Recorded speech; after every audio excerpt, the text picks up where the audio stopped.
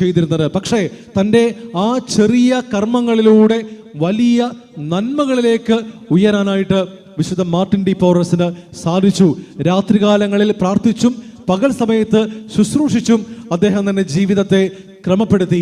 കർമ്മം കൊണ്ട് താൻ ഹീറോയായി മാറിയ അനുഭവം. നമുക്ക് ചിന്തിക്കാം, എൻ്റെ കർമ്മം എന്താണ്? പലപ്പോഴും നമ്മളായിരിക്കുന്ന ജീവിത മേഖലകളിൽ, നമ്മുടെ കർമ്മമണ്ഡലങ്ങളിൽ സന്തുഷ്ടരല്ല.